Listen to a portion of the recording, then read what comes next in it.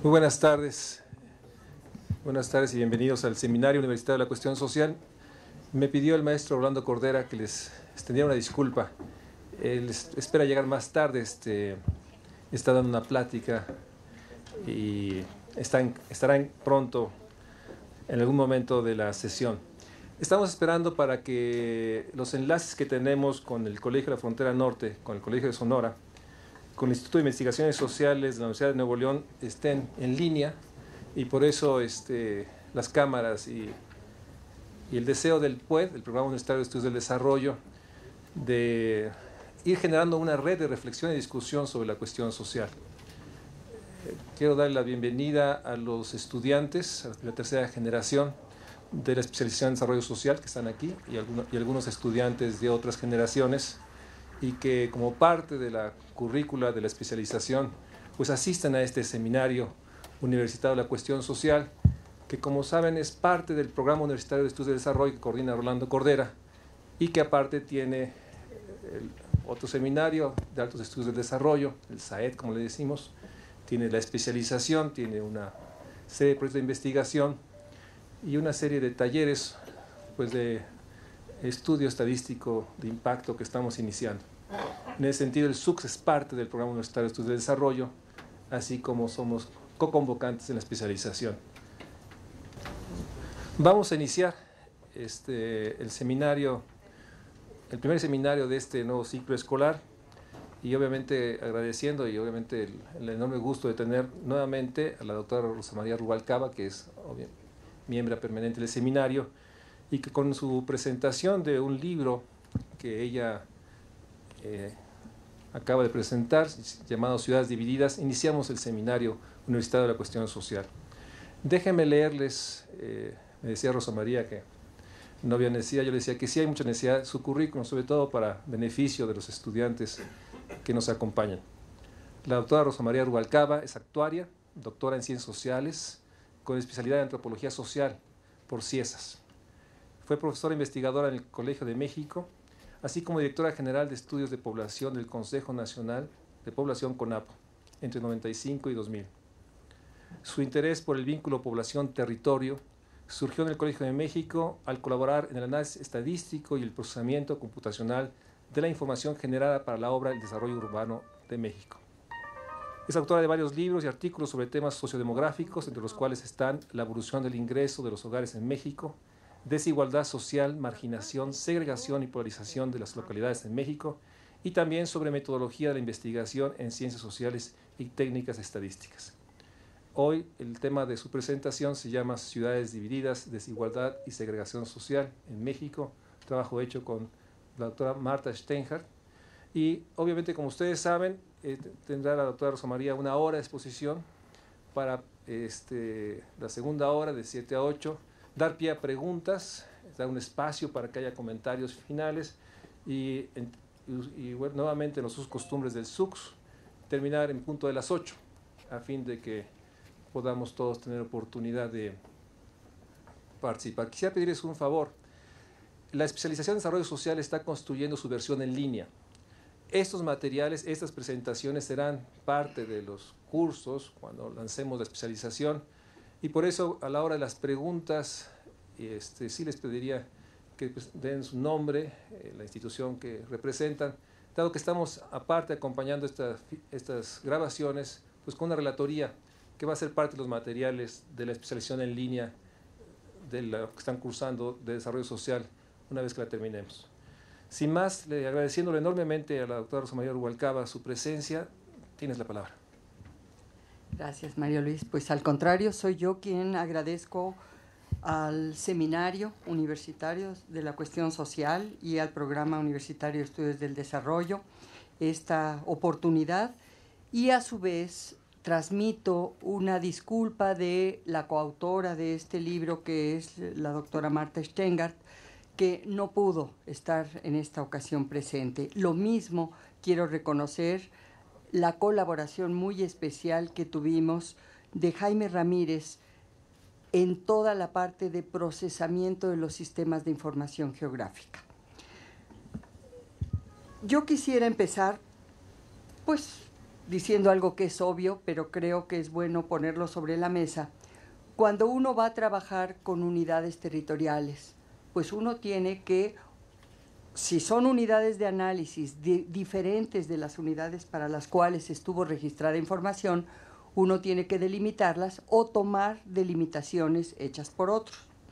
En nuestro caso, el interés por incorporar al territorio nos llevó a centrarnos en las metrópolis y tomamos las 4 metrópolis de mayor tamaño en México y decidimos, y ahora voy a dar un poco de elementos de por qué, decidimos tomar la delimitación de las metrópolis hechas por el INEGI.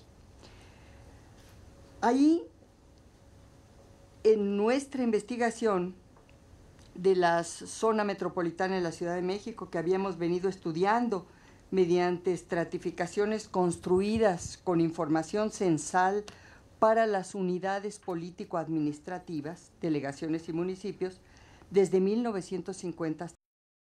Las unidades territoriales de esta zona metropolitana de la Ciudad de México en 1950 fueron 12 cuarteles, 7 delegaciones y un municipio ya conurbado del Estado de México, el municipio de Tlalnepantla. Estamos hablando de 1950.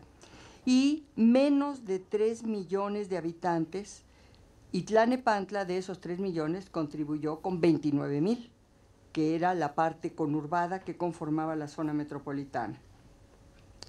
Y voy a comenzar, como toda presentación que se respete, incluso de este seminario, con un cuadro que no se ve, pero les prometo que va a ser el único, con numeritos, pero quisiera destacar, porque como no me voy a referir en la presentación a la forma en que construimos los estratos, ahí ustedes pueden ver las 4 zonas metropolitanas y lo que está en ese cuadro que no se ve, pero yo voy a destacar algunos puntos, es un cuadro que corresponde a la estratificación por AGEPS, porque tenemos, y primero voy a comenzar con esa parte, una estratificación con unidades político-administrativas. Aquí lo que yo quisiera destacar es como para ir teniendo idea de qué significan los estratos. Por ejemplo, los trabajadores por cuenta propia, que es una de las variables censales que usamos para la estratificación, en el caso de la zona metropolitana de la Ciudad de México, el estrato alto tiene 15%, y el estrato muy bajo 22%, y presenta un patrón creciente. Pero curiosamente Guadalajara es a la inversa, presenta un patrón decreciente. En el estrato alto hay 21.3% de trabajadores por cuenta propia y en el muy bajo 15%. Cuando uno trata de explicar estas diferencias, empieza a buscar información que ya iré refiriéndome a ella a lo largo del trabajo, pero es claro que el caso de Guadalajara corresponde con el papel muy especial que tiene el trabajo por cuenta propia y la industrialización mediante pequeños talleres desde hace bastante tiempo. Entonces, empezamos a ver diferencias. La instrucción postprimaria, por ejemplo, llama la atención que el estrato alto en el DF tiene 88%, población de 15 años o más que tiene instrucción postprimaria. El estrato alto en Monterrey tiene todavía un poco más, 90%. En cambio, los estratos bajos son, en el caso de Guadalajara y Puebla, de la más baja población con posprimaria. Entonces, eso nos muestra que la educación también muestra diferencias y resalta la mejor cobertura, por llamarle así, de la instrucción postprimaria en la zona metropolitana de la Ciudad de México y en Monterrey, y más deficiente en Guadalajara y en Puebla. Y así uno puede ir viendo cuáles fueron las diferencias en las 4 zonas metropolitanas consideradas y en estos 6 estratos a los que me voy a estar refiriendo continuamente, pero quizás por último, y eso es casi curarse en salud, quisiera hacer notar, por ejemplo, si ven ustedes el segundo renglón que corresponde a estrato medio alto, cubre el 9% de la población de la zona metropolitana de la Ciudad de México, en cambio el 30% de Puebla. ¿Por qué? Bueno, pues porque los cortes que es posible hacer en las variables nos dan puntos distintos y promedios distintos, como estamos viendo en el cuadro, y eso para nosotros fue una decisión, yo les diría, de las más trascendentes en el trabajo, pero me referiré con detenimiento a ella más adelante. Entonces, si podemos poner la siguiente lámina, aquí vemos lo que está en gris es lo que corresponde a la zona metropolitana de la Ciudad de México en el año 2000. Nuestro trabajo llegó hasta el año 2000, aunque se presentó en febrero de este año y poquito después ya se conocieron los resultados del censo de 2010. Pero entonces la mancha gris es la zona metropolitana de la Ciudad de México y la parte coloreada es en 2000, perdón, y la parte coloreada es lo que era en 1950 esa zona metropolitana. Lo que vamos a estar viendo reiteradamente en los mapas, que de aquí en adelante solo veremos mapas, son los estratos cuya representación está en colores abajo indicada, su significado. El estrato alto es el azul más oscuro, el medio alto es el azul un poco más claro y hasta el amarillo más tenue, que es el estrato muy bajo. Entonces ahí vemos en los cuarteles que en ese momento, en 1950, formaron el estrato alto, vemos la centralidad de este estrato que vamos a recurrentemente estar observando en los años siguientes. En 1970, dejémoslo ahí hasta ahora, en este está bien. En 1970, en el Colegio de México, se hizo un trabajo de una delimitación construida para el Libro de Desarrollo Urbano de México, que aparece como con la autoría de Luis Uniquel, Gustavo Garza y Crescencio Ruiz Chiapeto, pero hubo muchos colaboradores y ahí se hizo todo un trabajo para delimitar la zona metropolitana. Y llama la atención que posteriormente hubo otros trabajos en esa línea, pero poco a poco, ya hacia el momento actual, se ha extendido el uso de la delimitación, llamémosle oficial, que en este momento presentan Cedesol, INEGI y CONAPO. Y esta que es adecuada para estudiar las zonas metropolitanas y da la ventaja de que pues es comparable para todos aquellos que la tomen, porque muchas de las delimitaciones son distintas dependiendo de cuáles son los criterios que se utilicen para elaborar esas zonas metropolitanas. A mí me llama la atención que más que incorporar información nueva y pertinente, como por ejemplo relacionada con telecomunicaciones o con cambios que puedan deberse a la globalización, han incluido estas instituciones, además de los criterios convencionales de distancia, integración funcional y carácter urbano, otro criterio que esas entidades productoras denominan el criterio de planeación y política urbana. O sea, por ese criterio se incorporan municipios a la zona metropolitana de la Ciudad de México, provocando para algunos estudios, y fue el caso del nuestro, una terrible distorsión. Pero vamos a ver más adelante por qué. Simplemente menciono que entre 1990 y 2000 se adicionaron 1.646 AGEPs, casi la tercera parte de las que había en 1990, y la parte urbana de 31 nuevos municipios conurbados. Entonces, 31 nuevos municipios considerados en la zona metropolitana de la Ciudad de México. En 1990, simplemente como tenerlo presente, de aquellos 3 millones que había en 50, ya en 90 eran 15 millones y en el año 2000 poco menos de 18 y medio. Ya más de la mitad de la población en el año 2000 corresponde a los municipios conurbados. Y se dice que la zona metropolitana de la Ciudad de México ya no crece, pero entre 1990 y 2000 su aumento en población fue equivalente a la población total de Guadalajara en el año 2000. O sea, teníamos más de 3 millones de habitantes de aumento, que la ciudad de Guadalajara es la segunda zona metropolitana. Si pasamos, por favor, al siguiente mapa, Aquí tenemos en 1990 el mapa por unidades político-administrativas, o sea, delegaciones y municipios. Seguimos viendo en la parte del DF en que estaba la zona con los cuarteles, la zona correspondiente al estrato alto, aquí la seguimos viendo, pero ahora ya en 3 delegaciones. Tenemos las delegaciones de Miguel Hidalgo, Benito Juárez y Cuauhtémoc como estrato alto en 1990, y vemos ahí en la mancha gris lo que se va a adicionar a la zona metropolitana en el año 2000. Allí podemos ver también que lo en amarillo más tenue, en color muy pálido, es lo que corresponde al estrato muy bajo en la estratificación construida por nosotros.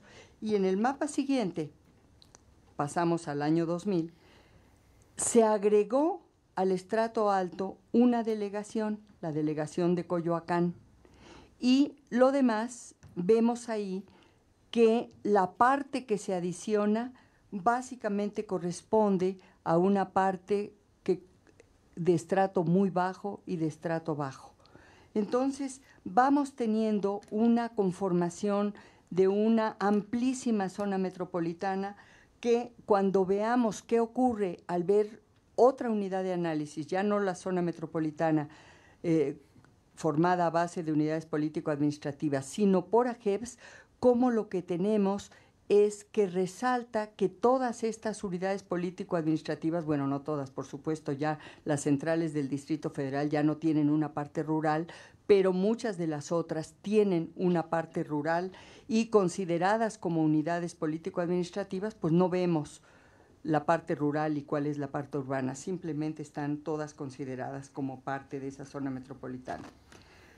Ahora, desde el punto de vista conceptual y tomando en cuenta los trabajos que se han realizado en sociología urbana, tanto en México como en otros países de América Latina, nosotras decidimos relevar algunos procesos relacionados con la división social del espacio, pero restringiéndonos a lo que pudiéramos hacer con la información censal. Esa fue una decisión deliberada, buscando una comparación de mayor aliento, que fue en este caso comparación de 1950, 60, 70, 80, 90 y 2000, y manteniendo nuestro interés por el acercamiento territorial que esta información permite.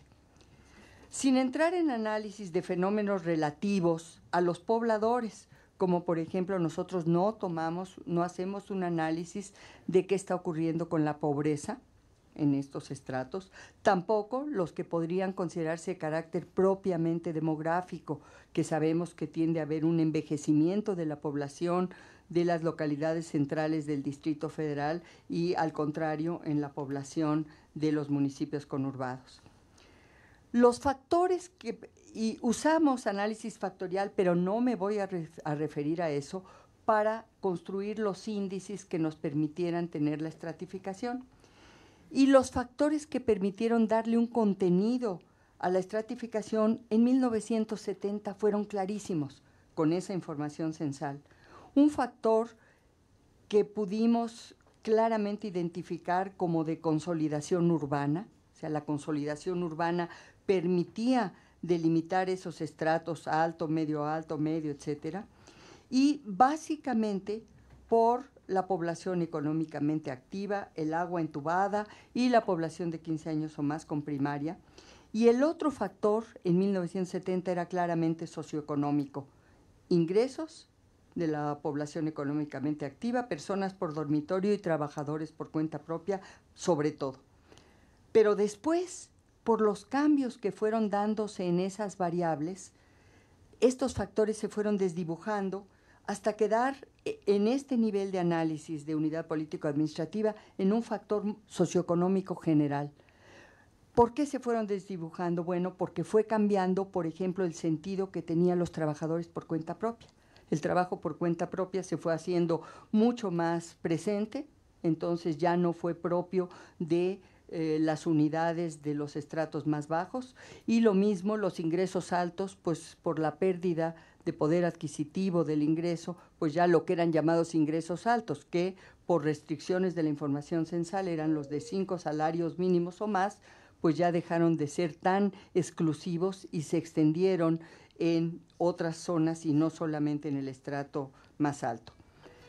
Ahora, nos llama la atención la tendencia de algunos municipios y delegaciones en la zona metropolitana. Yo quisiera llamar la atención solo sobre 3 de ellos.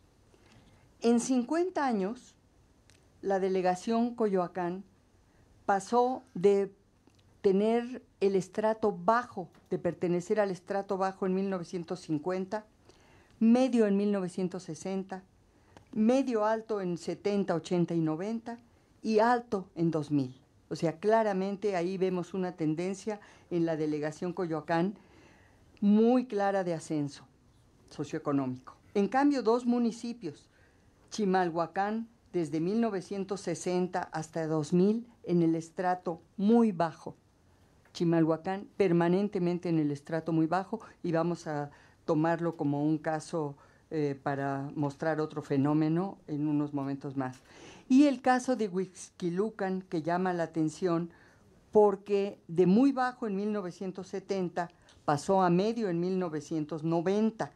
Y esto nos recuerda que es muy claro en las zonas metropolitanas el efecto que tiene una carretera. Se van extendiendo hacia las carreteras, y en este caso de Huixquilucan, claramente la carretera Chamapa-Lechería y Interlomas, que es una zona muy privilegiada de esa zona, cambiaron rápidamente el nivel socioeconómico, por lo menos agregado, de este municipio de Huixquilucan. A partir de 1990 tuvimos un cambio muy importante. Fue posible acercarse a otra unidad de análisis territorial, el área urbana de las metrópolis, dado que a partir de ese año estuvo disponible información para las áreas geoestadísticas básicas, las AGEBs.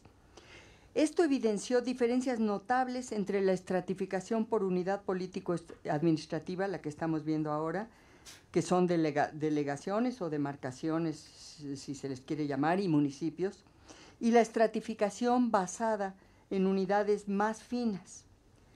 Por AGEBs, al contrario del factor general al que yo me refería, por AGEBs llegamos a tener 2 o 3 factores en cada zona metropolitana, lo que nos hace ver que esa división social del espacio, analizada mediante estas unidades territoriales más finas, permite captar otros matices que nosotros no explotamos a profundidad. Nosotros